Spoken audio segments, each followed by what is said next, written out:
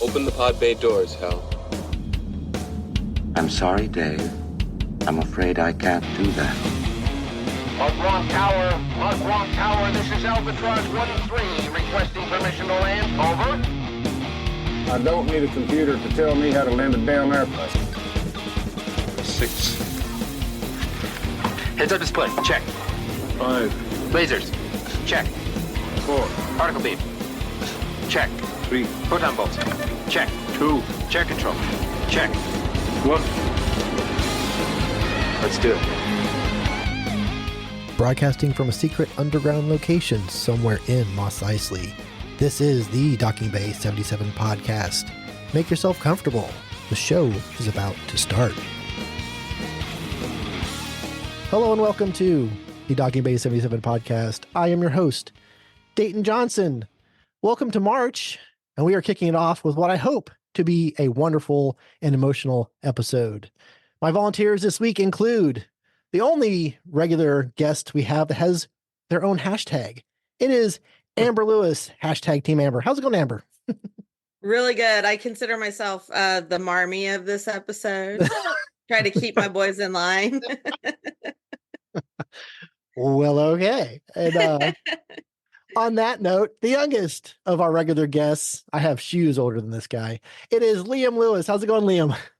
It's going real good. I'm always happy to provide the hip on the pulse of the modern generation viewpoint. And Hip and Liam never kind of went together in my mind, but that's okay, Liam. Thanks for trying. Fellow young people. All right, and someone that's forgotten more about Broadway than I will ever know. It is Robert Burnett. How's it going, Robert? I'm great. I guess that makes me the cranky Aunt March of this episode. Yes. Great. You all pretend to like me, but basically you're just waiting for me to die. I understand. We're going to turn your house into a school. That's all there is to it. Oh, love the introductions. That was fun already. And that's it. Good night, folks. We're coming. Anyway. So before we move on to our topic, we do have some feedback we received on Apple Podcasts. It was a 5-star rating from SoxFan147. His response was to our top 7 celebrity crushes episode. For my introduction to your podcast, the 7 crushes was perfect. I loved it. His list includes number 7 up to number 1. It's Paula Abdul, Christina Aguilera, Pam Grier, Jennifer Lawrence, Salma Hayek, Christina Hendricks, and Marissa Tomei. All very good choices, I must admit. And he signs off with fan for life now. So thank you very much, SoxFan147. We appreciate you reaching out and letting us know that we're doing something right. And if you are so inclined, everybody else, it would be great if we can get you to rate and review our podcast on your favorite podcast app. If we see it, we will share it on social media and read it on an upcoming episode. So this week, what are we talking about? We are discussing the 2019 film Little Women, written and directed by Greta Gerwig. I'm working on a novel. It is a story of my life and my sister's. Make it short and spicy. And if the main character is a girl, make sure she's married by the end. Ow, Joe! I want to be an artist in Rome and be the best painter in the world. That's what you want too, isn't it, Joe? To be a famous writer? Yes, but it sounds so crass when she says it. My girls have a way of getting into mischief. Well, so do I. This is Meg, Amy, Beth, and Joe. I intend to make my own way in the world. No one makes their own way, least of all a woman. You'll need to marry well. You are not married, aren't you? Well, that's because I'm rich. Joe, would you like to dance with me? I can't because I scorched my dress. And Meg told me to keep still so no one would see it. I have an idea of how we can manage. Joe is a lost cause. So you are your family's hope now. I believe we have some power over who we love. It isn't something that just happens to a person. I think the poets might disagree. We can leave right now. I'll sell stories. Joe. And you should be an actress and you should have a life on the stage.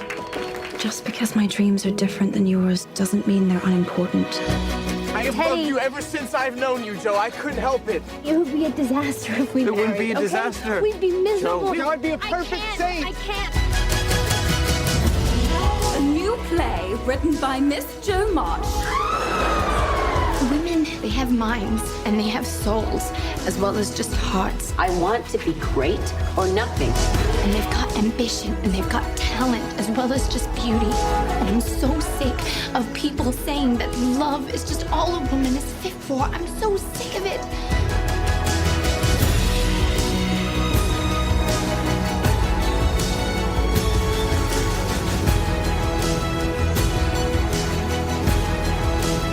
There are some natures too lofty to bend.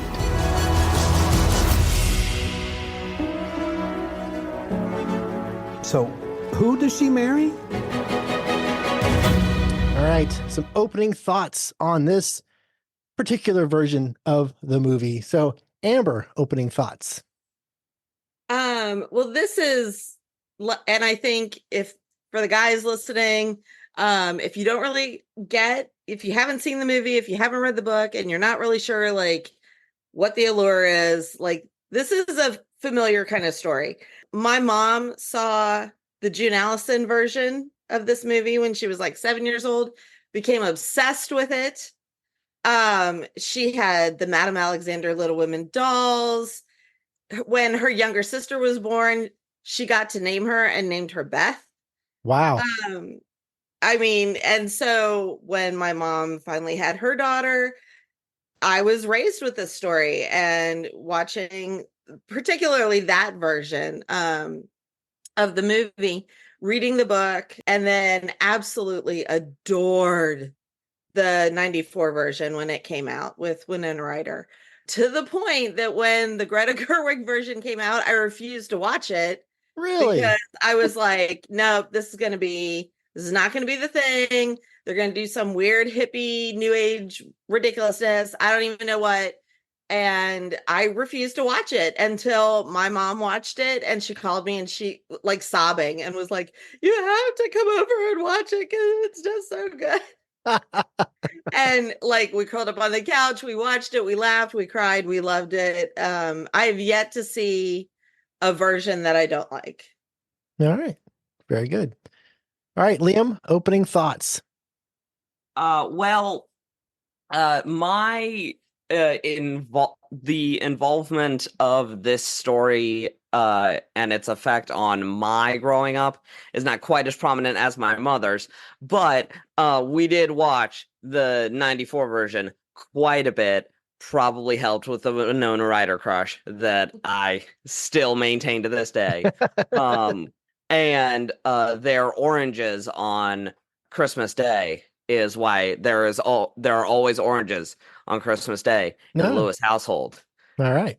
And then I remember seeing trailers and hearing about this new version, and I wanted very badly to see it because it had Saoirse Ronan and Florence Pugh, two of my favorite people in all the world. More celebrity crushes, if in case anybody was curious about my list.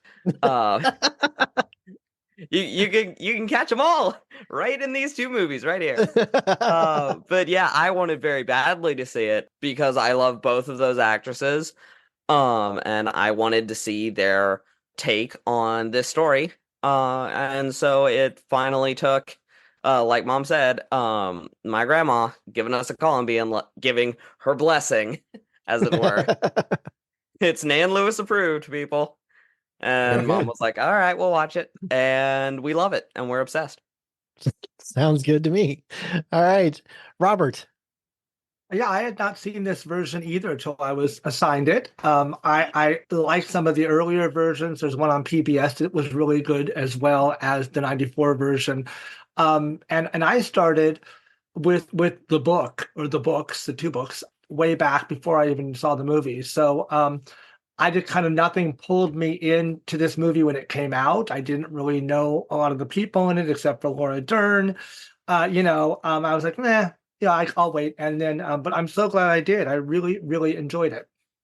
This was a first time viewing for me. And I saw the 94 version way back in probably 95-ish when it hit video. And I remember enjoying that one. And, so when this came out, I was kind of aware of it. I knew the cast, and most of which I liked. I wasn't completely familiar with Florence Pugh just yet, but knowing who was in it and then finding out that Greta Gerwig was doing it, that was like, oh, that sounds fun. So when we chose it for the podcast, I was like, cool, now I actually have a real good reason to watch it. And so glad I did. And because it's I was curious about how a modern woman would take this story and how she would treat the characters. And the performances are good. And considering the runtime, it moves very quickly and very well. And I never felt like it took a long time to get anywhere, which is nice. And it definitely hits a lot of emotions throughout different parts of this movie. Some good, some not good at all. So, but anyway, yeah. So I'm thrilled to be talking about it tonight. So, but before we move on, obviously, I know two of you have already said you read the book, the source material. Now, Liam, have you read the source material as well, or no? I have not. I have just downloaded the audiobook on Audible. Okay. It is for free, ladies and gentlemen. Get on Audible. Download this great story. So I'm just starting into the book. All right. So for the two that have read the source material, how does this version of the movie stack up with the source material? I know Greta Gerwig, did some things and changed a few things, but how does it stack up? They're long books. It's actually 2 volumes. First, she Right. wrote Little Women, which was them when they were girls, and it was so popular. She turned right around and wrote what was briefly called Good Wives, and then she hated that title. She did not like that. And then, but took their adult lives, and then after a couple years later, it all got smashed together into what we now think of as Little Women. Although you can still find kids editions that stop before they get to the second half. But It is a long book. They're both long and put together. It's longer still. And there's so much incident and so much detail. You could probably make 5 different movies and not duplicate any of the scenes. I thought she did a great job of pulling through and picking kind of the memorable scenes, the tentpole scenes, if you will, that people maybe kind of expect if they've seen other versions of this, but went at them a new way. So I thought she did a really graceful, nice way of adapting it. Yeah, and she played with the timeline a little. But like Robert said, when you are a fan of the books and a fan of the previous, filmed versions, like you go in with certain expectations, and like these certain scenes have to be there, and so she did a good job of like playing with the narrative but keeping those important moments there. But the thing that I was the most impressed by was entire sections and pieces of dialogue are straight out of the book.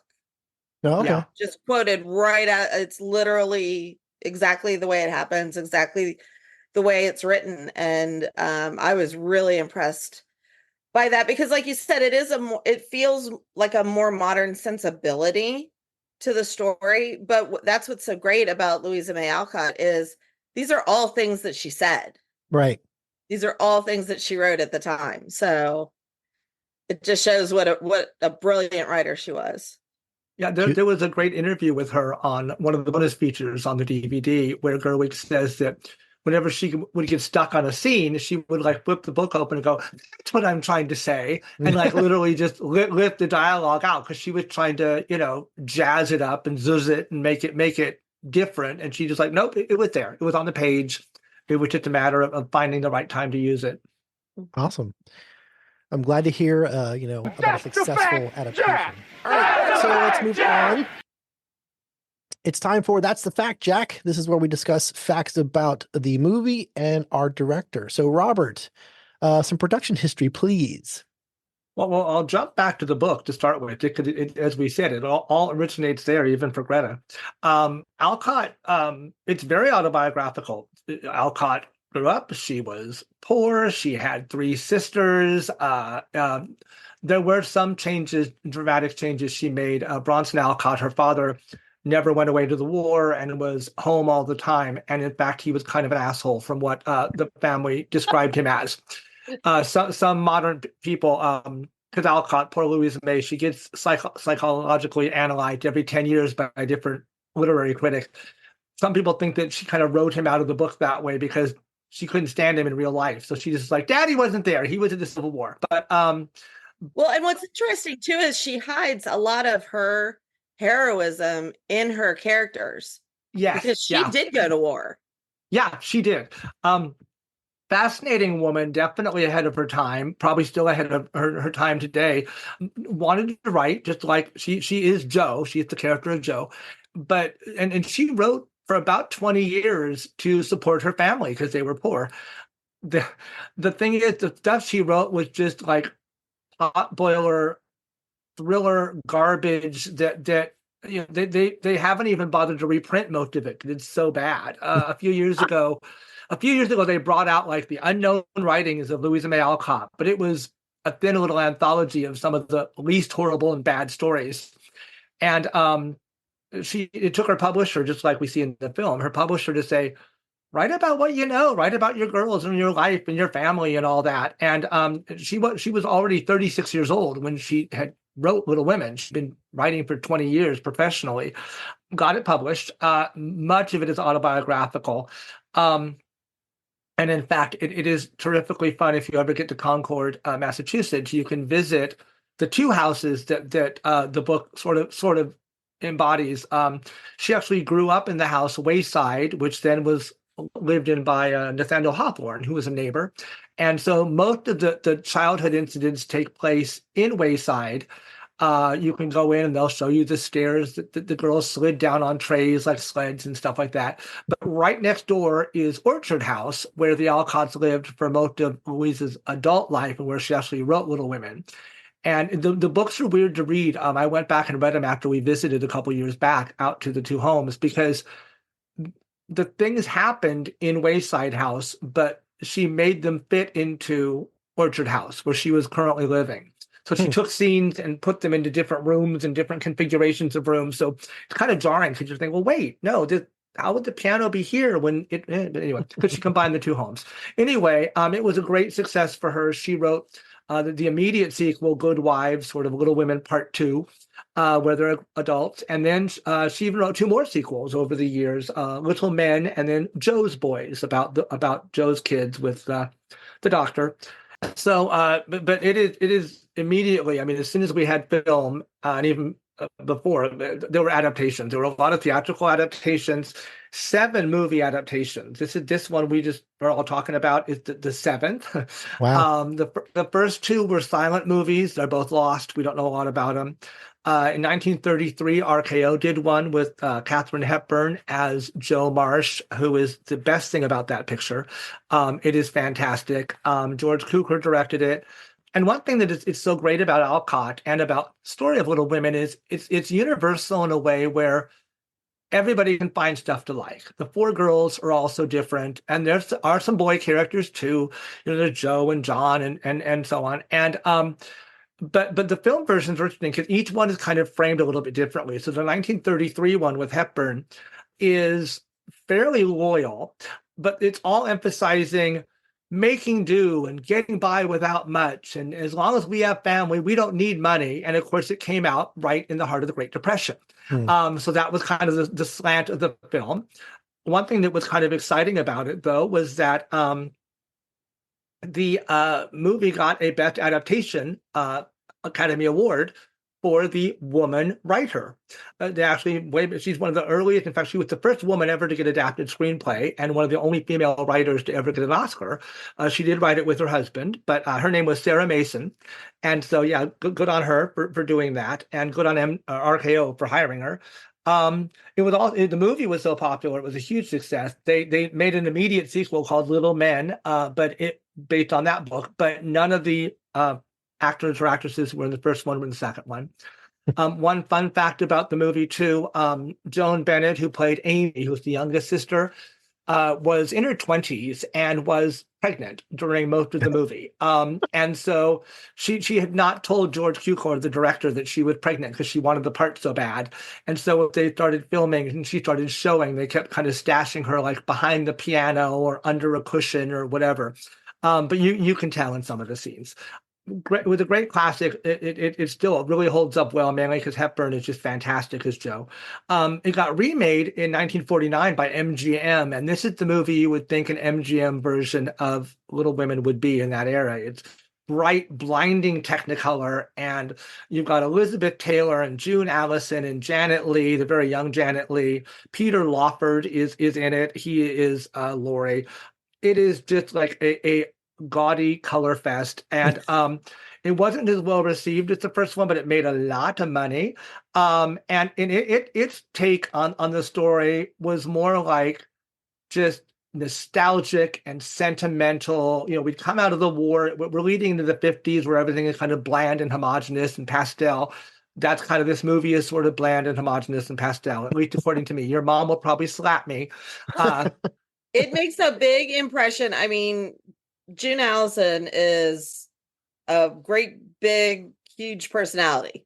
Yeah, but she's not Jo March. That's the problem. I mean, well, Anyway, but and for my money, it has the sexiest Professor Bear. Like Rosanna Brasi can get it. Like, yeah, that was his first movie. I know, even before South Pacific or any of that. The cool thing about this, now that one got the only Oscar that this film got was for set decoration, which kind of shows you what their thought process was make it pretty, use Technicolor, give Elizabeth Taylor close-ups, all that stuff. But see, there's something for everybody in each version. Like if you want to.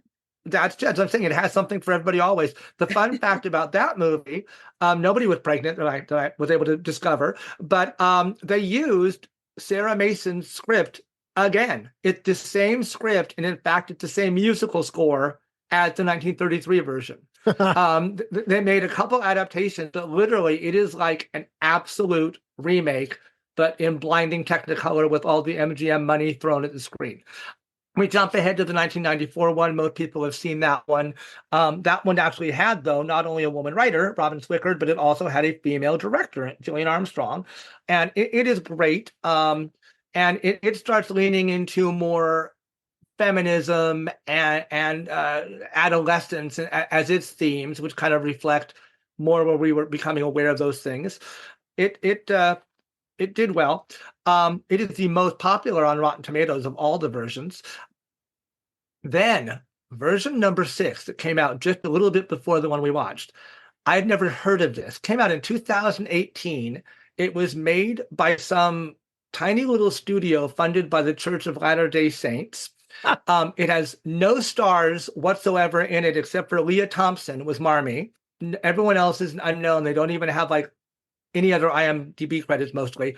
And the talking point on this was they decided it'd be great to set it now. So it's contemporary. The best review I saw of it said that it was like a bad Hallmark movie. And that was, yeah, it is just apparently unwatchable tripe. But yeah, so but it came out a year before Gerwig, so good on Greta for getting hers made after that one came out, and apparently stunk on ice and disappeared. So yeah, so it's fun that each version has been able to bring something different to it. And I think it really speaks well to the fact that Louisa May Alcott wrote characters that were so vivid, and wrote scenes that really, I mean, every interpretation is right. I mean, it was about poverty, and it was about nostalgia, and it was about feminism, and Right. you know, so and it's just kind of fun to see over the years what our culture did with it, which leads us up to Greta, who now with Barbie like is ruling the world. So I will turn the floor over to Liam Lewis. All right, Liam, what do you want to tell us about Greta Gerwig? Turns out a lot of surprising things. Born to an OBGYN and a credit union employee in Sacramento, California, Greta Celeste Gerwig had intended to complete a degree in musical theater in New York. However, Yay, Greta! Okay, yeah, no, I thought you'd like that, Robert.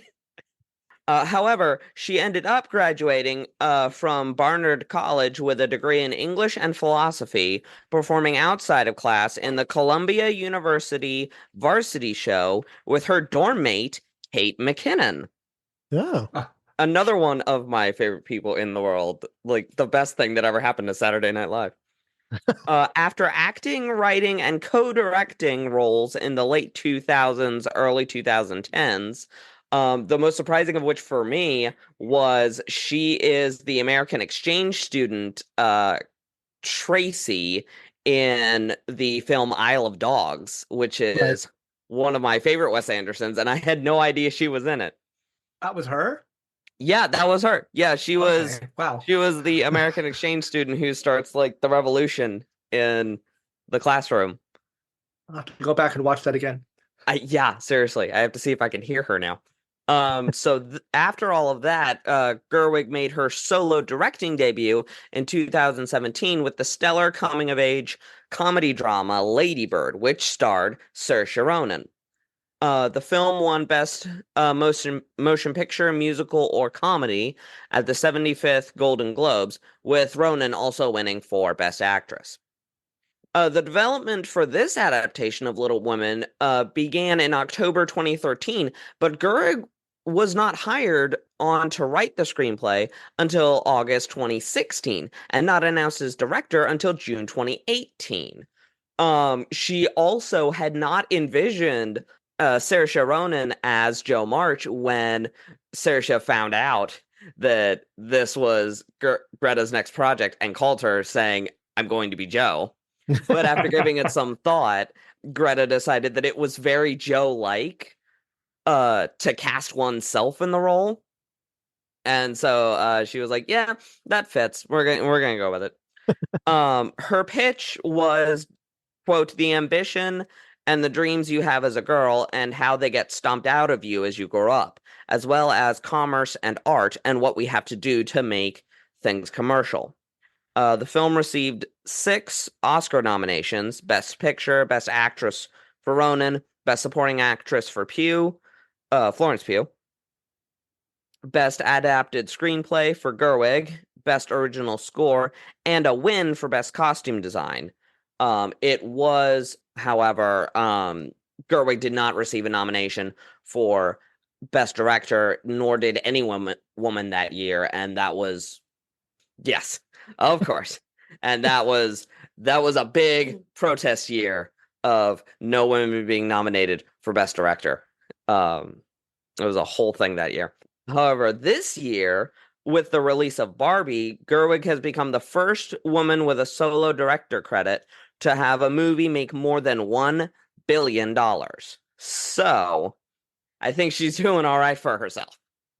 Yes, and still did not get a Best Director nomination either. Second. Yeah, I mean, literally, it's the damn plot of the Barbie movie, for God's sake. Anyway, the fact that the only one who got nominated was Ken. Jesus. Anyway, Liam, did you see anywhere in your studies? I was surprised that practically all of the Little Women were British.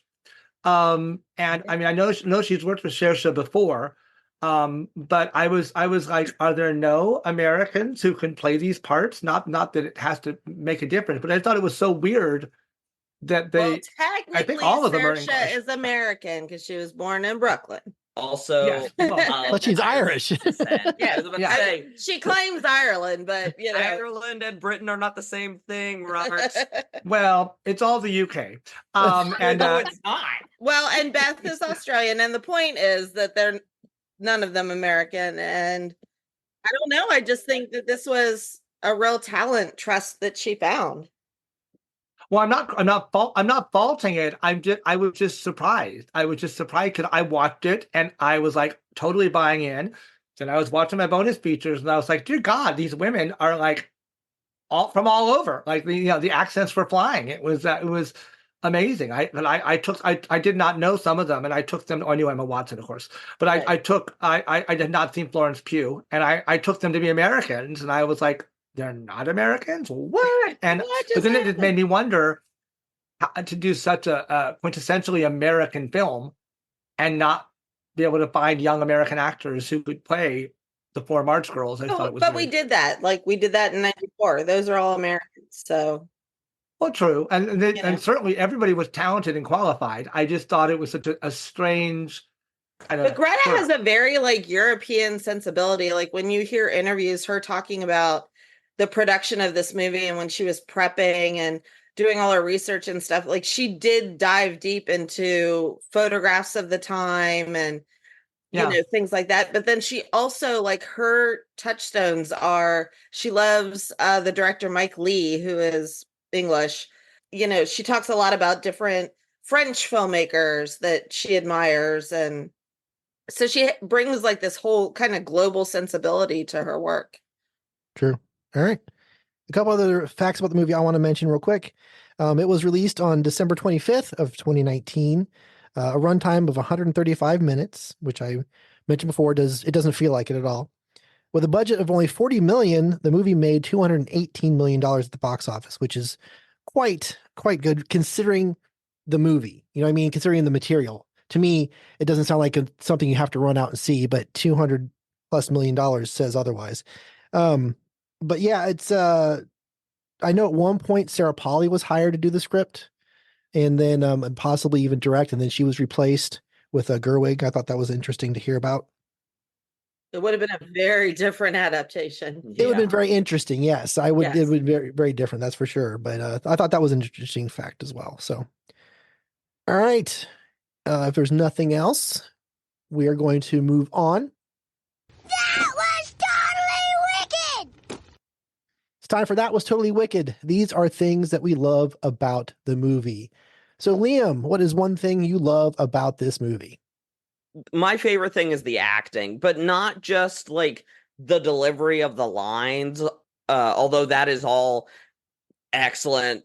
They all knock it out of the park. What I love is the like physical and facial acting for me. The way Saoirse moves as Jo, it's like she's always like moving with a purpose, but also scatterbrained because she's always got like 25 things going on in her head, and she's very like sort of boyish in the way that she behaves. I love the detail of Amy is unhappy with her nose, so Florence is always like smushing her nose and like trying to make it sit the way she wants. I love certain facial expressions, like right before we get to a big moment, like Florence Pugh's acting when Laurie first tries to propose to her, like right before she launches into that big speech. You can just watch like the rage and all of the emotions start building when Laurie proposes to Jo, like that moment right before they start that big, long, wonderfully acted scene, just that moment of silence where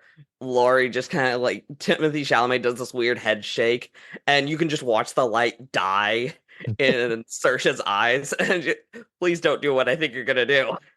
And he's like, I have to. I'm sorry. All of these little moments in between all of the like big speeches and the dialogue that we all think of first when we say the acting is our favorite part. I love all these little facial and physicality details. They're fascinating to me. I always notice a new one every time I watch it. So that's my favorite thing. All right. Very good. Very good. I like that. All right, Robert, something you love about the movie?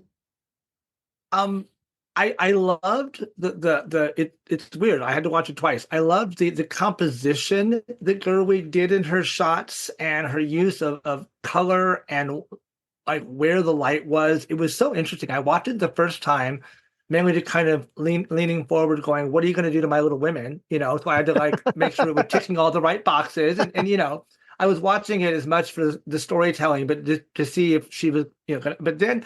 It just was really, I kept thinking about it, and I went back and watched it again and actually turned the sound down for a while.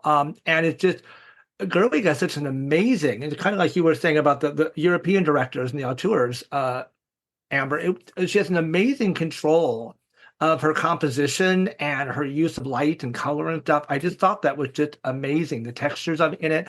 So it was really rewarding. And of course, the costumes were fantastic. One of the bonus features, I learned a lot from those. I noticed it a little watching, but the costumer talked about because they were poor, she deliberately made use of fabrics over and over. So you'll see a dress the girl is wearing, and in the next scene, it's the drapes, or it's now part of a quilt on a bed, and they really limited themselves to what they used. Each girl had a color palette, so to speak, but the curtains when they put on their little shows was made up of remnants and scraps from dresses that they are also wearing. So really interesting how the clothing went all through it. And then the costumes, just to kind of push out, because it deserved that Oscar for sure. It built this fantastic kind of gender swap thing with Joe and Laurie. And it's always been there. And there's still people who argue to this day that Louisa May Alcott may have been transgender, or may have been, because she never married. She was very mannish her whole life by today's standards, by the standards of her time. Just the fact that in the book, she is Joe, which is primarily a masculine name, and he is Laurie, which is primarily a feminine name. But in the film, Chalamet and Ronan switch costume pieces in almost every scene, and it's even terrific in the scene where in both the proposal scenes. In one scene, he's wearing one color vest and she's wearing a different vest, and the next time round, they're wearing each other's vests. So their clothes are all, in particular, Joe wears a lot of Laurie's clothes, but he also wears hers. And so whether you take it as kind of a gender fluid thing, or you take it as they're two sides of the same coin, however you want to look at it, such brilliant, subtle costuming. So just the look of the film spoke to me a lot. I loved it. Yeah, there's definitely a lot of details in this movie that first time through I didn't pick up on. Because for me, the thing I really do love about the movie, which at first I didn't like it, is the nonlinear back and forth storytelling. Because at first it kind of put me off. Like I always meant every time it changed time frames, I spent the first minute or two trying to figure out, okay, when are we? You know, what's going on? And sometimes you can kind of pick up some clues here and there, but it always kind of threw me off. So on subsequent viewings, I started noticing the reasons they changed. It's not just because she was going, oh, let's go back here now. They're all, everyone I noticed was connected in some way. So for instance, example, when Joe is returning home from New York and walks up to the box, the little post office box that is in the tree by the pond, we flash back to when the girls allow Timothy Chalamet's character, Laurie, into their little group, you know, and they talk, and he says how I put a magical post office in by the pond. You're like, oh, okay. So I didn't catch that the first time. So we see it and then we find out why it's there. And I think that's very cool. And he gives everybody the keys to the magic post office box. So, and then not long after that, Joe returns home to find Amy still away and Beth is still sick. Joe comments that things are too easy for Amy, and the Marmee says not to be angry with your sister. Then we flash back to when Joe tells Amy she can't come to the theater. Amy lashes out and burns Joe's books, sending Joe fuming, you know, and it's like, you know, don't be angry at your sister. So those scenes are connected. And then the most bittersweet transition in the entire freaking movie, we just finished Beth's funeral, a very sad scene, a very sad ending to that chapter. And then we flash back to Beth alive, decorating flowers for Meg's wedding, which is a very sweet beginning to another chapter. So all the time changes are connected, and the first time through, completely oblivious. But after I start watching and paying attention, all the time changes are linked by something that happens either the scene prior or the scene right after. Holy shit, is that amazing? I mean, oh my God. It didn't even occur to me the first time. I was just like, okay, whatever. But then I started watching it, I'm like, that took so much planning. It was so smart. And that's just next level writing. So very well done, Greta Gerwig. That was amazing. And there's more to it. There's more of them in there, but those are the three that I wanted to mention for sure. So, you know, bravo to her. Well, and it's funny what you were saying about being like wrong-footed by it. Yeah. I just heard an interview with her today where she talked about that. And that's exactly what she wanted. She said she loves when you go to the theater and the scene changes and it's a story you don't know. Right. It takes you a second to be like, okay, where are we? What's going on? You're kind of catching up. And she wanted that momentum of constantly catching up. Okay. So it's funny that you said that very thing. Because that's exactly how I felt the first time. That's exactly what she wanted. Yeah, it didn't make me dislike the movie. it was just one of those things that I was like, okay, wait, what's going on? But like I said, after watching it again, I was like, oh my God. Then all the transitions made sense. To pile on that though, it's kind of funny. Alcott did that in the books. She was always a mercenary writer. It just happened that Little Women became a classic. Most of her stuff she just wrote for money, and whatever was expedient. And so when Little Women was that giant hit, and they wanted her to put out the make them adults, make it Little Wives or Good Wives, she basically went back to the book of Little Women, and like chapter by chapter, like it had the same exact beats and the same kind of rise and fall of action and the same things. So so that you can kind of almost like superimpose the sequel to the first book. And it's like, oh, when she was a little girl, she was a bitch, and now she's a grown up and she's still a bitch. Or oh, when they were little girls, they had a sad Christmas, so now they're going to have a happy Christmas. So Alcott just basically took her same outline and just moved it forward 10 years. And Gerwig, somewhere I had read, played with that when she was writing this. She discovered in her rereading of it that these scenes kind of kept interlocking from when they were children to when they were adults. But Alcott had not done it for any artistic reason or to give us these amazing, smash cuts from now to then. Alcott just did it because it was the fastest way for her to write another big thick book, was to just copy the first one and update it. Nice. All right, Amber, your turn. Something you love about the movie.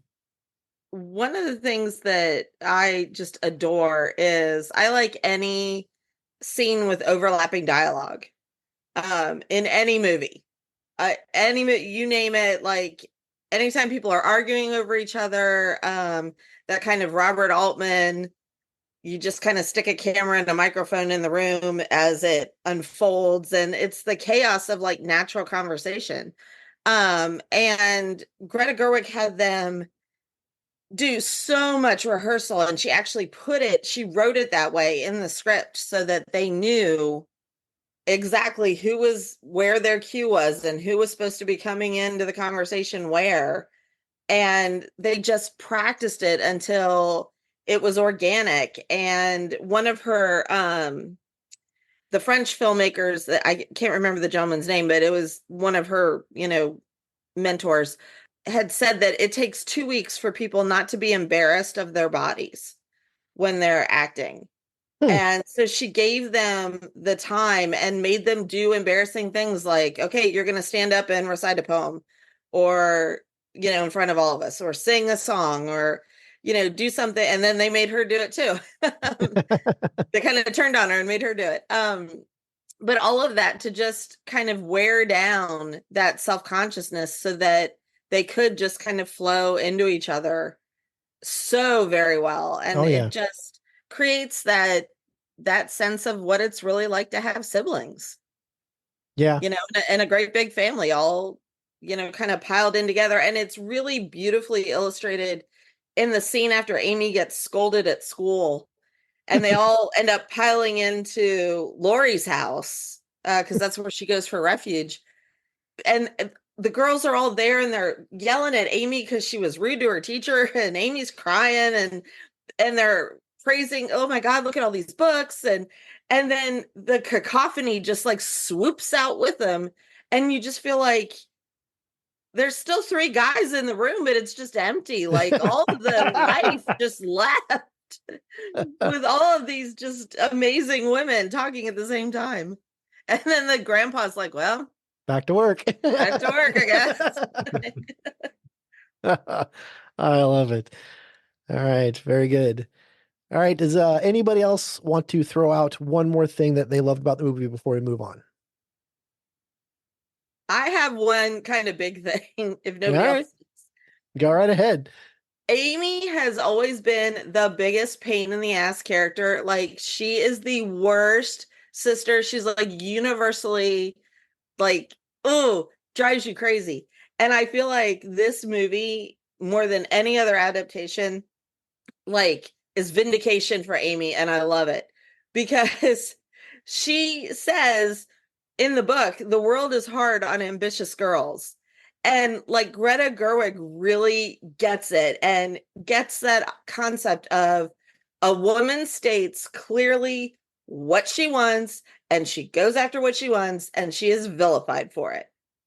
And a man is supported and praised for it. And that is like Amy Marsh in a nutshell. And I love that Florence Pugh, there are some issues that I have story-wise with her casting. I like the young versus old Amy in the 94 version. I think in some ways it works a little bit better. With two actresses, yeah. Yeah.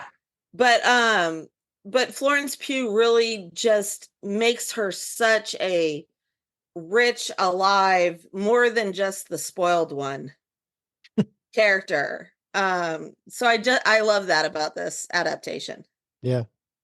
Yeah, I love her speech about how marriage is a economical choice. That whole bit, it was like, I'm like, man, yeah, it made sense. And you're like listening to one, like going, yeah, that really sucks. It just really sucks. Well, and props to Florence Pugh. They handed her that speech right before they said action. She had like 10 minutes. She nails it. Nails it. Yeah. All right. If there's nothing else, we'll go ahead and move on.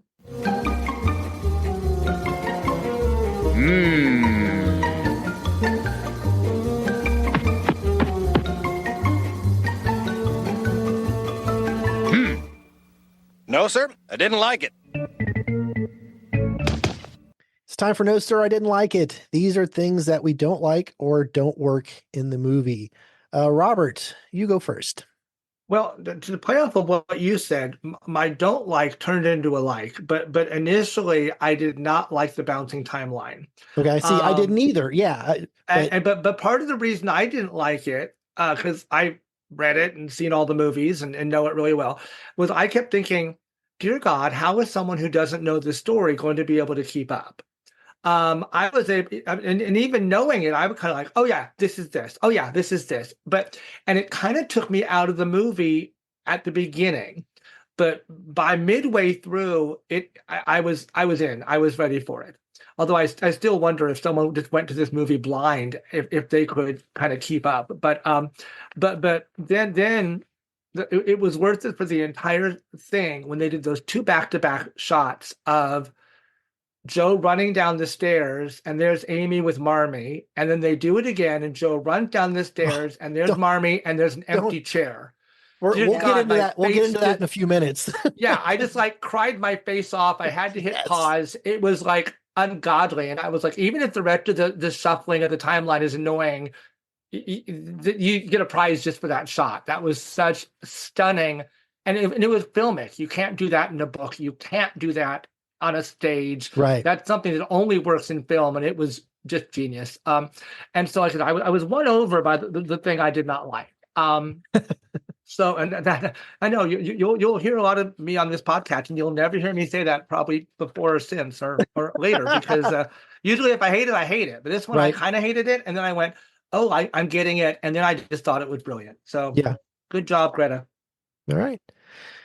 Okay, so one of the things I did not like about the movie, and I have very few complaints. So one thing I want to mention is we did not get enough Frederick. We did not get enough Frederick and Joe together for me to believe that at the end of the movie, she's so in love with him. Okay. Yeah, that was going to be one of mine. Yeah, it's kind of a leap. They passed each other a few times at the boarding house, barely saying anything of any depth. He critiques her writing, which she ends up losing her temper and blowing up at him. They have that fantastic scene where they dance at the club or bar, or whatever it is, which is, by the way, shot and edited absolutely wonderfully. It's a beautiful sequence. And, but that's pretty much it. And then we have Joe, who basically rails against marriage the entire movie. All of a sudden, when he shows up at the end, we're supposed to buy that she's totally in love with him. And I'm like, we needed a little bit more of those two together for me to swallow that pill. But apart from that, I mean, that was it. More Frederick, because I like the character, and I would like to have seen more interaction between the two for me to, because he's mentioned later in the movie, but not really for me to believe that, she would just, run to the run in the rain to find him again and kiss him under the umbrella. So I don't know. Either way, but that was my only really real complaint. Maybe Lori, I had a tough time with from here and there, but that's minor too. So I took yours, Amber. Do you have another complaint? I do, and here's where Robert and I are gonna have like a throwdown because I am so sick and bloody tired of Meryl Streep shoehorning her way in to every damn Oh, she was the weakest. No, I'm with you. She was the weakest. Oh my God, I love you so much. I thought we were gonna fight. I thought you were gonna be like, no, and she did all her she didn't even try. She like phoned it in. It was all the Meryl mannerisms, and she was. I kept thinking like, give me like Laurie Metcalf or somebody like that. Give me somebody else. Yeah. And it's like she heard they were making it, and she's reached this point where she's like, I'm Meryl Streep. What are they gonna do? Say no? And so she just sticks her oar in everywhere, and it makes me absolutely crazy. And Mary Wick in the 94 version is exactly what Aunt March was supposed to be. Yes. Yeah. She was the perfect Aunt March. And I know, you can't do that again, but there are plenty of other actresses in that age bracket that would have been hysterical. And that's the thing is Meryl missed all the humor. Yeah, she was such a sour old grape. Oh my gosh. I mean, then that's kind of always been Meryl's thing is that she's not naturally comic. She can act comic, but Meryl is not really comic, which is why I think her dramatic movies were always better than her so-called comedies because she's not very funny. I mean, she's not really age appropriate, but like Emma Thompson or...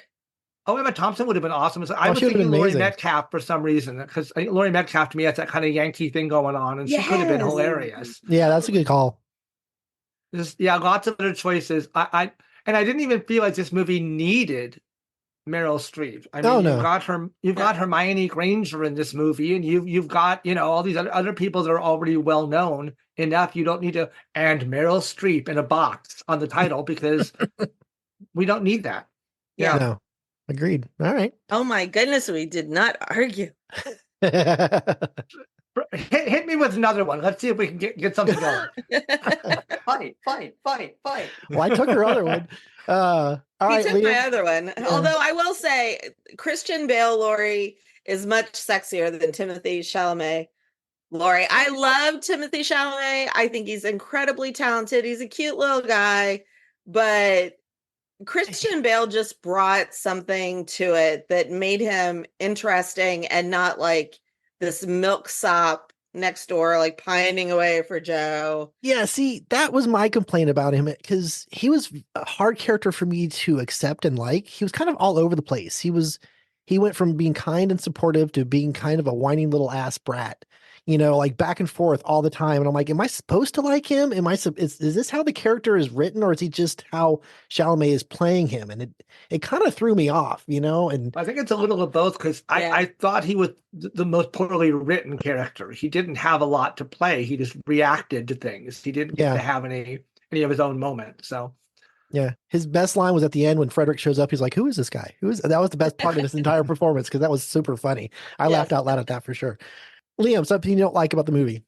My only real complaint, honestly, is the scene where Amy burns Joe's story, because I hadn't seen any version of this for a while. Like we try and watch a version pretty regularly, but it had been a hot minute when we watched Greta's version since I had consumed this story again.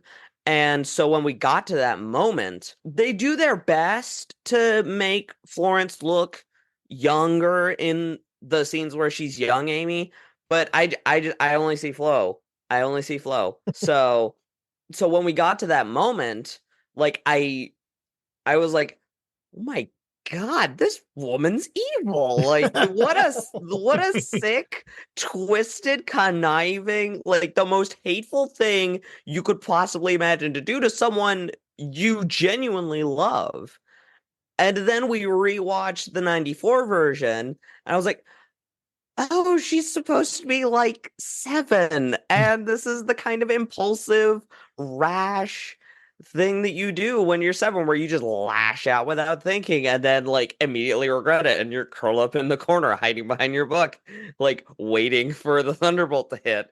Well, technically she was 13 in this one, so Oh, that's true. which is about perfect. I will interject. This is where Liam is wearing his only child, Right, sash.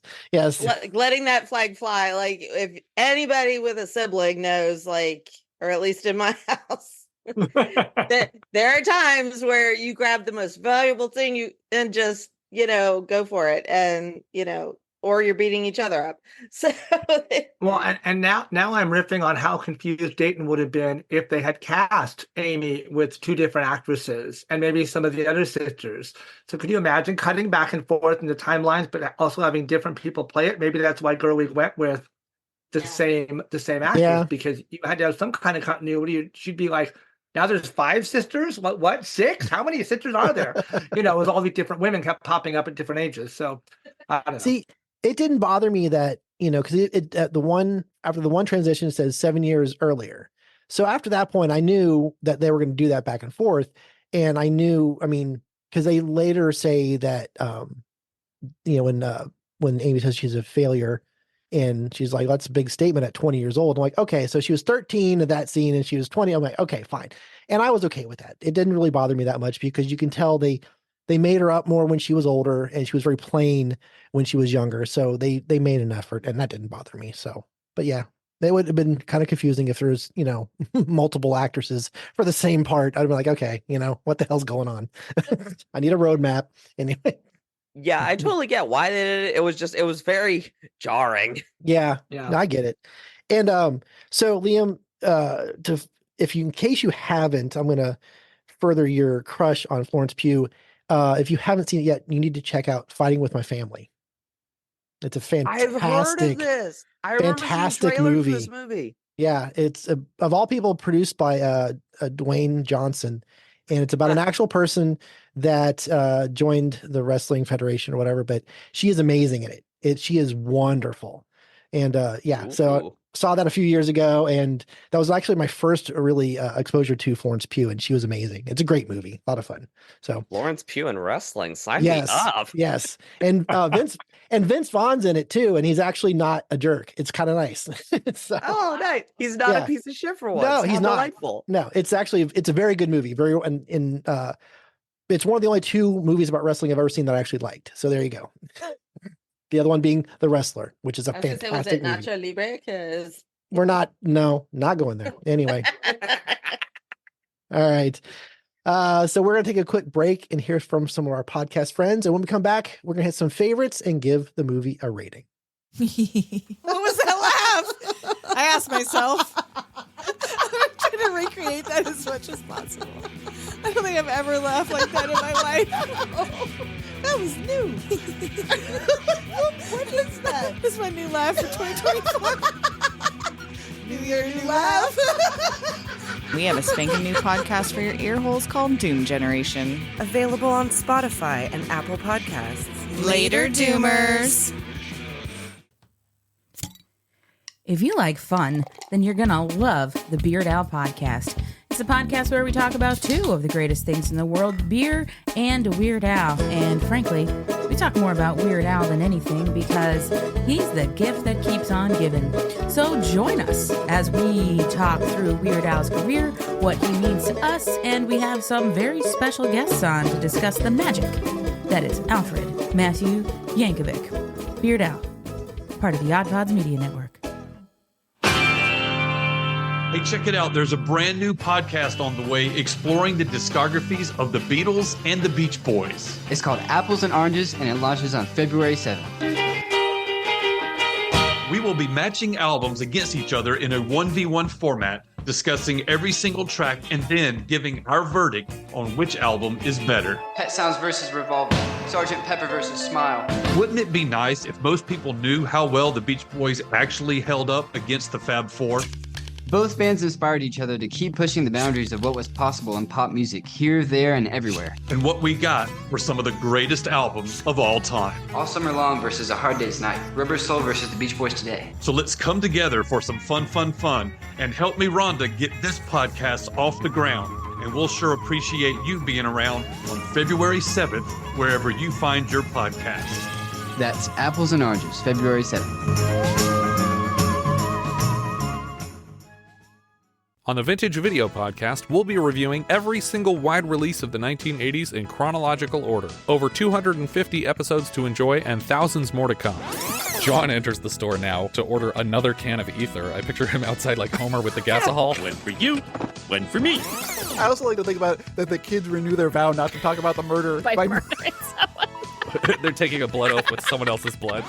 This stuff is 7 times more powerful than uranium. And they open up the vault that it's contained in, not wearing any kind of protective gear. Yeah. And it's wooden crates. Wooden crates. It's like the guys in Chernobyl picking up the graphite rocks and going, nah, because they're just rocks. Hugging the elephant foot. Just like, oh, this thing's smooth. It's so warm.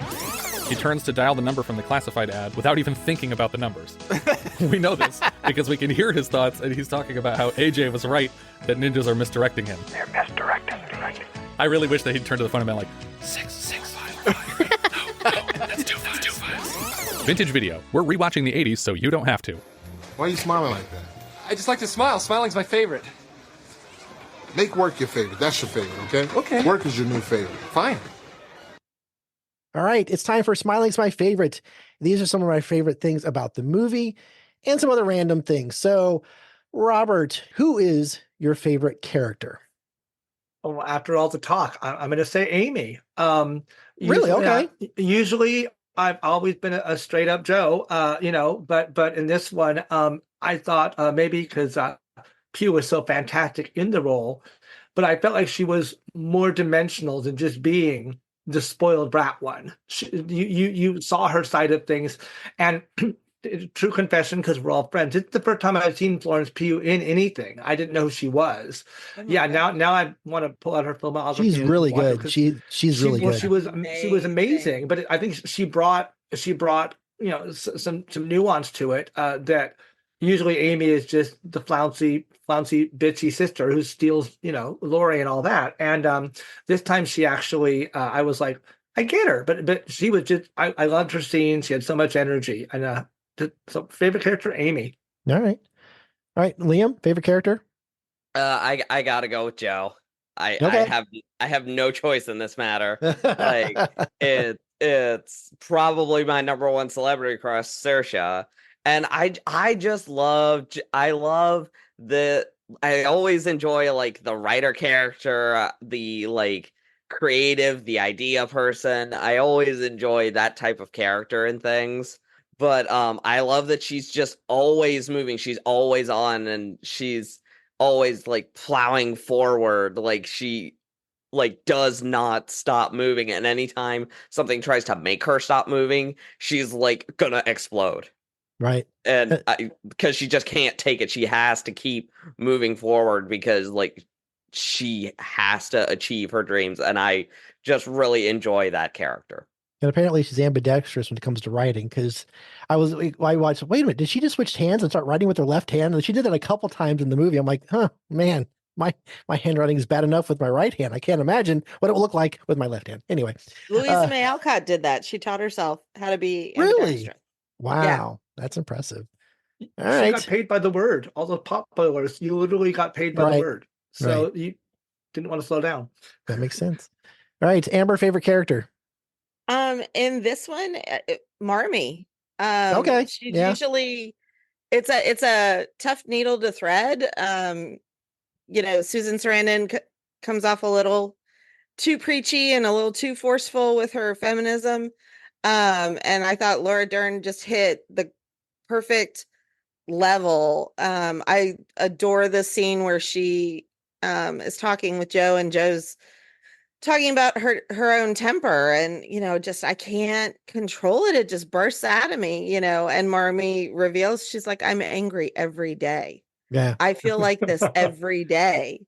And it's taken 40 years and I kind of have it under control. That's such a beautiful just delightful scene between the two of them. Yeah. And I just thought Laura Dern really did a great job of being that ever present, calm force that you could really believe these four dynamic girls came from her. Yeah. Well, but she had the steel too, which I like. In most Yes. versions of this, Marmee is just like too good to be true, little angel confection who just hugs and gives out cake and is and Dern had shading and but I could tell that she kept those girls in line. She spoiled them when she could, but there was no nonsense either, which I just thought was a great Yankee touch that she brought. Yeah. Yes. Agreed. All right. So my favorite character is one we really haven't talked about, so I'm a little surprised. But Beth is my favorite character because you know what? She is truly the best of the sisters, and they say that in the movie. And her death absolutely destroyed me.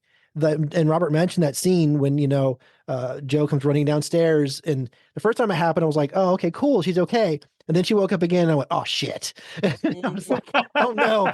And I mean, I'm like, because I even looked over at Mandy, we were watching together. I'm like, that was so mean. That was just so mean to do that to me. And because I was like, oh my God. So yeah. Well, Greta talked about in an interview that it's that feeling of that you have whenever somebody dies. Somebody always says it, like, but I just saw them. Right. Yeah. They were just there. They were just right there. Yeah. It was, man, that was a harsh scene. It ruined me for the next few minutes of that movie. I'm just saying. Likewise, yeah. Well, and nobody cries like Laura Dern. Oh my God, she just rips your heart out. Right. Right. All right. Favorite scene, Robert. I liked anything that showed Joe working. I loved the montages with all the pages laid on the floor. Although I thought that was the one time I thought this is very artsy and very pretty, and it did not seem real, which most of the movie felt very realistic to me. That just seemed a little bit much, but it was gorgeous. Her intensity, and then the scenes with her and the editor were just great when they were bargaining and all that. So pretty much any scene with Joe writing was my favorite scenes. Yeah, actually, Ronan's super adorable throughout the entire movie, but at the end when she's arguing about the copyrights and everything, that's the sexiest that woman's ever been. I swear to God, because the power in her delivery, I'm like, okay, yes, please, whatever. Anyway, moving on. Okay, you've got a type then. Yeah. Yes, I like strong women. There's nothing wrong with that. All right, Liam, your favorite scene. Oh, it's so hard to choose. I have like 3 written down.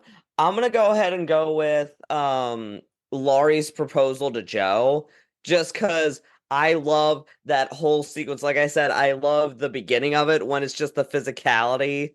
Like Laurie's just unable to avoid what he has to say, and Joe is praying that he will say literally anything but this. And the way they're like talking all over each other, and I die it's something about the way Chalamet says, like, Joe, we gotta have it out now.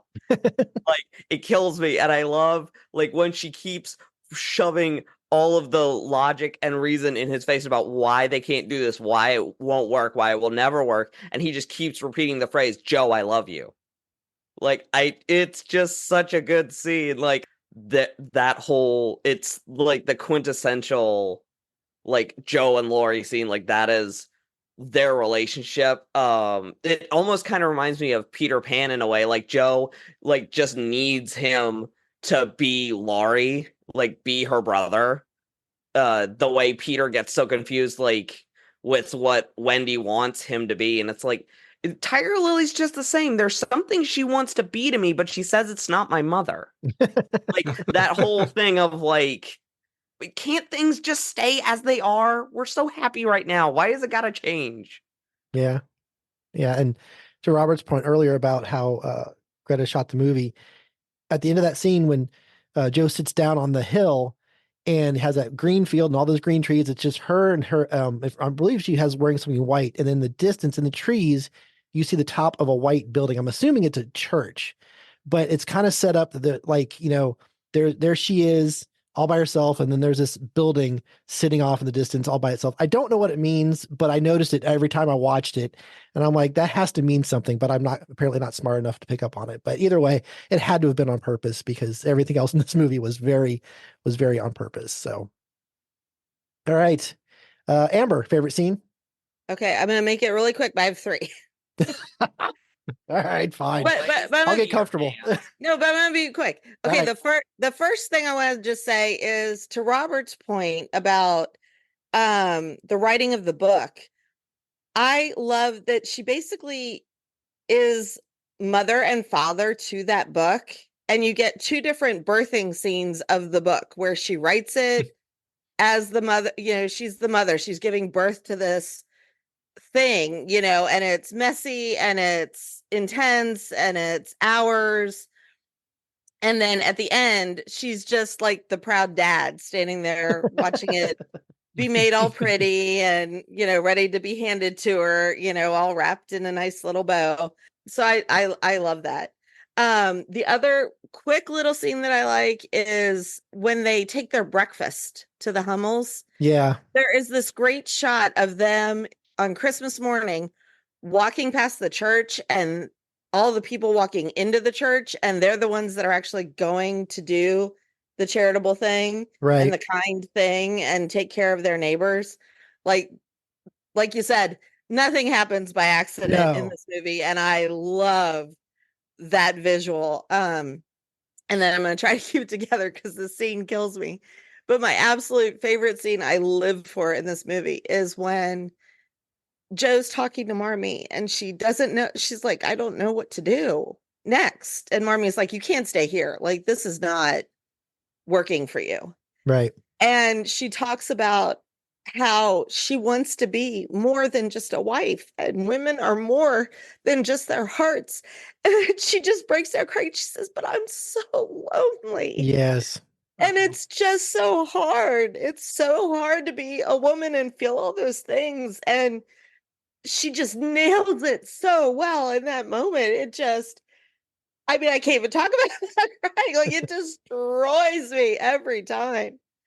Yeah, the first time I watched it, and I was like looking at her going, because that scene is very emotional, because even because she's saying, if he asked again, I'd say yes. And Marmee goes, but do you love him? And she's like, but I want to, I think it's important to be loved. She's like, but that's not the same thing. Him is loving. Yeah. And that's an amazing scene. And they both do such a fantastic job in that scene. So yes. 3 very good scenes. Very good. Very good. Do you need a hug? A virtual hug. It's emotional. Yes, it is. 5-minute hug break. Yeah. Everybody, call your mom. Tell her you love her. So my favorite scene, I already mentioned it earlier, but I'm going to put 2 together. It's Joe dancing with Frederick at the bar, wherever they are. I just love how it's shot. I absolutely adore the sequence, how it's edited, the feel of that scene. And then also to follow it up, not too long after that, with Joe and Lori dancing on the porch. I love that too, because it's fun. Both of those scenes are just very well shot and very interesting to look at.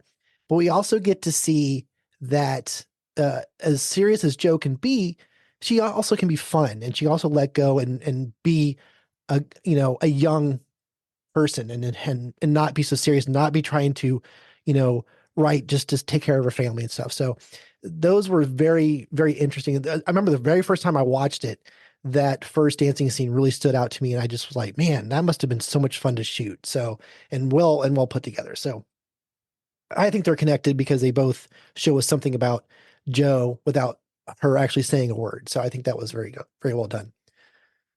Okay, so I'm really curious about this one. So, favorite movie focusing on sisters. Mine was decided for me at the very beginning of this movie. So, Robert, what was your choice? Well, I'm going to do an Amber. I have 3, but well, I have like 20, but there's 3 that stick out, and so I just picked by like young women, right, middle of life women, and older women. So my young women movie would be The Parent Trap. Okay. Yes. And I love them both, but Lindsay Lohan's version is really good. So I'm Yeah, gonna it is. give props to her version. They're both great though. For women in their prime, I'm gonna pick Women in Love, the Ken Russell film from the D.H. Lawrence book. It's about two sisters. It's on basically all it's about. It's a great movie. I've talked about it on this podcast before. And then for older women, I cannot not mention Whatever Happened to Baby Jane. Okay.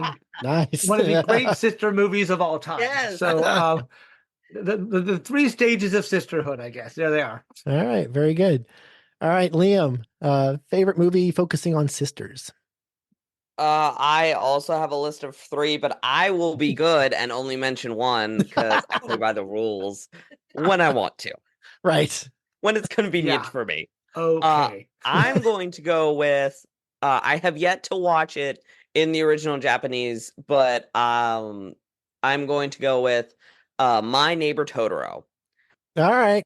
Because, like, it's funny that the titular Totoro has become so iconic both in the film and to Studio Ghibli, but that's not really what the movie is about. The important thing about that movie is these sisters having to grow up almost without their mother, and like they kind of need to raise each other. I love Satsuki on her first day of school. Her father forgets that she has to take a lunch, but she's already got it under control. She's making lunch for everybody. I love the way like the sisters like drive each other crazy and they have their fights, but they love playing together. They love exploring nature together. They just love being together and they really support each other. I just love My Neighbor Totoro so much. All right. See, here's the thing, Liam. You only picked the one of the 3, but you still took longer for your one than I did for my 3. That's right. Just saying. I'm glad you said it because I was going to say it, but you beat me to it. Oh, I love it.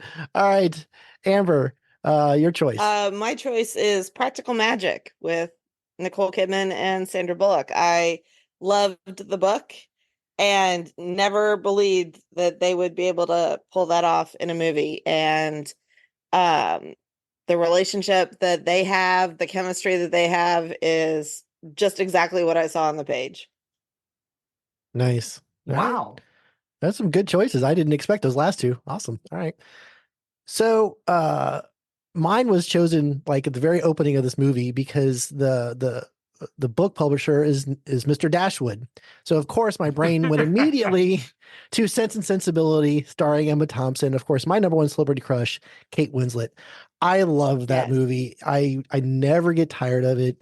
And it has a fantastic performance from, of course, the amazing Alan Rickman. No, I love the relationship. I love their story. And yes, I can watch it as many times as I want because, of course, I own a copy and it's over on my shelf. So there. I almost picked that one. Okay. But I was like, I thought the other ones more for sisters, for sisterhood. I thought the other ones were more about sisterhood, not just had sisters. Gotcha. That makes sense. All right. Favorite coming of age movie, Robert.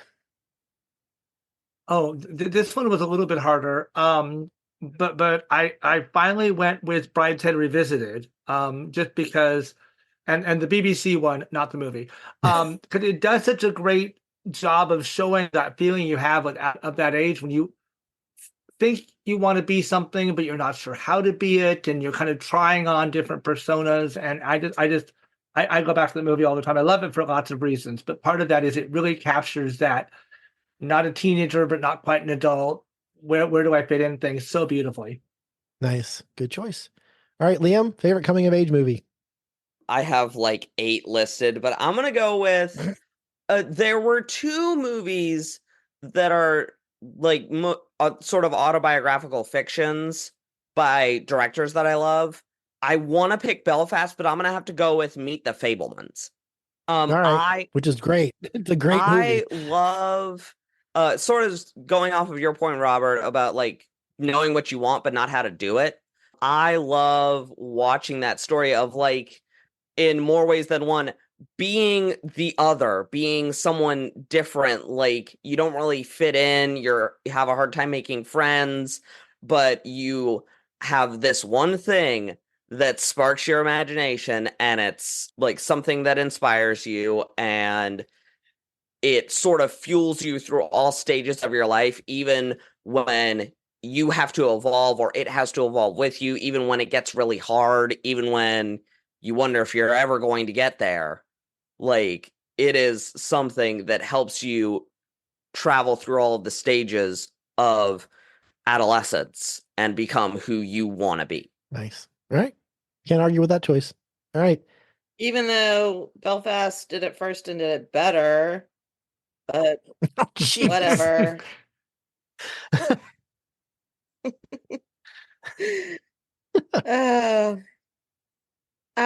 Mine is you see us the way you want to see us, in the most simplest terms, in the most obvious explanations. The Breakfast Club.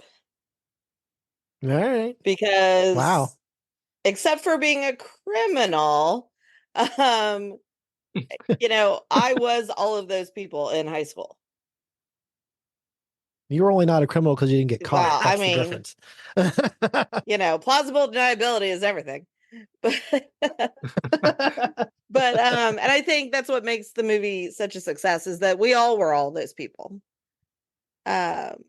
And to see them survive and, see different shades of each other and, know that they're going to make it and they're going to be okay. Like, just love it. Love it. Love it.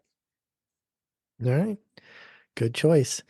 So mine was very easy. It's been a favorite of mine since I saw it back in the 80s.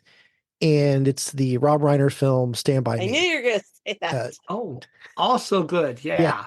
Well, I've loved this movie for a very long time. And I remember watching it once with an ex, and she said she didn't like it because she didn't believe that guys could talk to each other like that. I said, well, you know the wrong guys. So like that was my, and the fact is it's such a good movie. It's such a touching movie.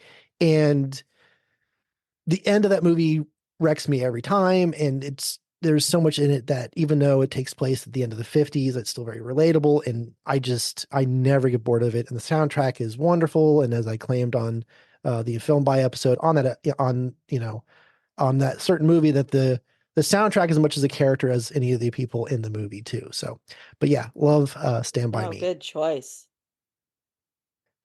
All right, so let's go ahead and hit any final thoughts and give this movie a rating. 1 out of 5 film reels. So Amber, why don't you go first? How do you want to sum this up and what's your rating? To me, if you want a direct from the book adaptation, you watch the 94 version. If you want a real artist's take on not just the source material, but also the creator of the source material, I think you get a nice blend of that with this movie. And I know you don't believe in it, but I do. I'm giving it 5 film reels because I think it is spectacular. All right. Okay. Liam? I will also be rebellious and give it 5 film reels. Oh, okay. Wow. Because I just think you're wrong. All right. Robert? I'm going to kind of track along with the Lewises, but I'm only going to give it 4 reels because I feel like this is kind of like the connoisseurs Little Women. It's not for everybody. I think if for a first time viewer, I would refer them to 94 or even to 33. And this one, it is a little different. It's a little specialized in a way that I don't think I'm not going to just like buy a copy for everybody on my Christmas list, because 2/3 of them are not going to be able to get into it. They're lost. But I think the 5 reel films are the films that you can have anybody watch, and they're just in it. And it can be a highbrow or it can be pop trash. But this is for specialists. This is for those of us who kind of already know what I feel like. So 4. All right. So this is a very, very well made movie and very well acted movie. The characters are very easy to like. The performances bring you in, and you definitely believe that they're sisters. You believe that they're a family. And I definitely felt all the emotions, especially when Beth died. I'm still going to need therapy for that one.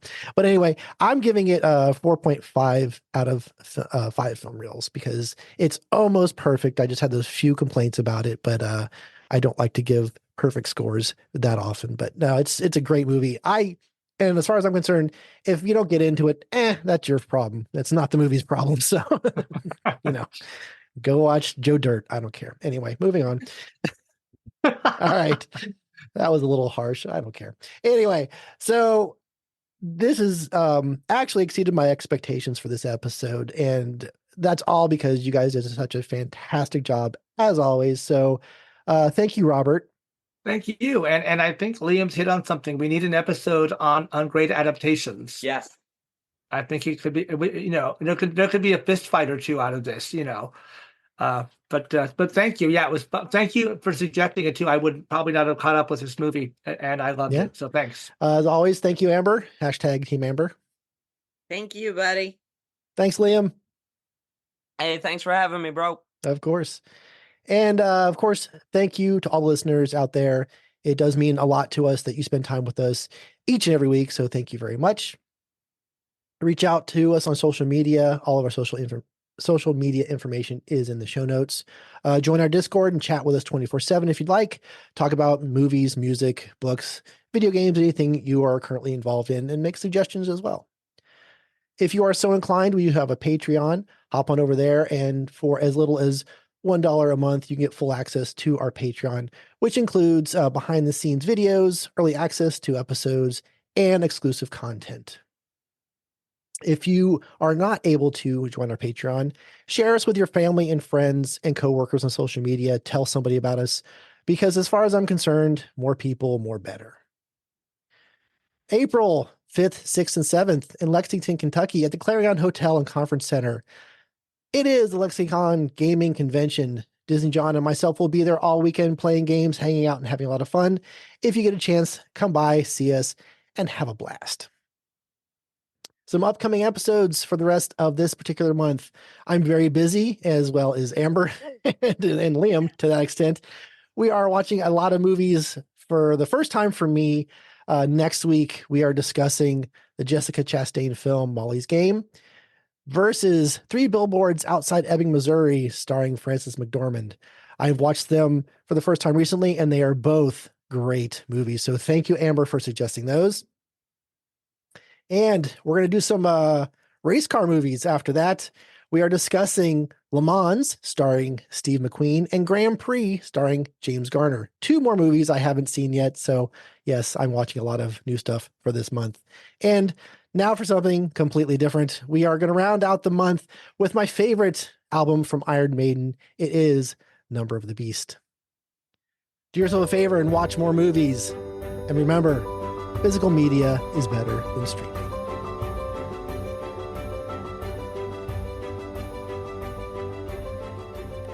The Docking Bay 77 podcast is produced and edited by Dayton Johnson. Recorded with Rode Pod mics, the Zoom PodTrack P4, and edited on Audacity. Opening music provided by Eric Jason Brock. You can find him on YouTube and Bandcamp. Thank you for listening.